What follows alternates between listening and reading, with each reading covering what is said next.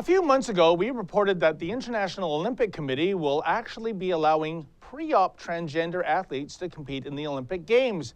Yes, it's ridiculous and it's inherently unfair to have a real woman compete against a Franken female who's really a man. But being a transsexual is politically correct and even somewhat trendy these days. Exhibit A, Caitlyn, don't call me Bruce Jenner. And besides, no liberal wants to be labeled as being transphobic. So let the PC whitewash begin. Certainly the media party is on board the transsexual express. Case in point, last week, 60 Minutes aired a segment entitled Switching Teams. It was about Skylar Billar, who won countless races on girls' swims teams throughout high school. Even recorded All-American times in both her junior and senior year. She was recruited to Harvard, but shortly after arriving, she became a he. Well, sort of. Skylar had her breasts removed and started taking testosterone, but he still has a vagina. Now, you'd think the genitalia alone would still make her a her instead of a him, but apparently not. It's all so complicated, isn't it? And talk about bait and switch. Not surprisingly, Skylar, as a guy light, isn't winning races for Harvard anymore, competing against real male athletes. In fact, she typically comes in last place.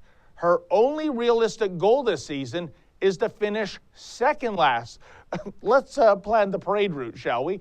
In any event, the 60 Minutes piece was a real feel-good segment. It was all about how the she who's now a he is being accepted by everyone, and isn't this wonderful and progressive, and everybody is living happily ever after. Even though, alas, the Harvard women's swim team lost a star and the men's team is now burdened by dead weight. But there was something noticeably absent from Leslie Stahl's glowing report.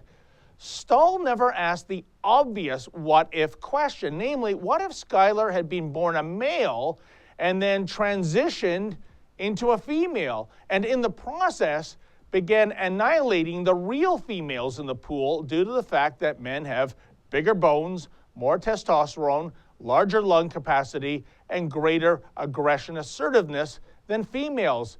That's why, with the exception of auto racing and equestrian, men and women compete in different divisions. Oh, nah, such a question, that wouldn't be in keeping with the gushing tone of the story.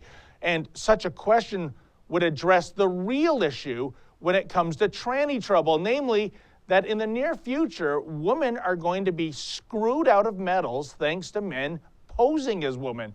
As we reported a few months ago, this scenario isn't hypothetical, folks. Indeed, it already occurred right here in Canada way back in 2001. I speak of former competitive mountain biker Michel Dumaresque, who was actually born Michael Dumaresque. Dumaresque underwent sexual reassignment surgery and went on to dominate women's competitive mountain biking for a while. Several real female cyclists were justifiably outraged. The Canadian Cycling Association decided to throw these women under the transgender bus.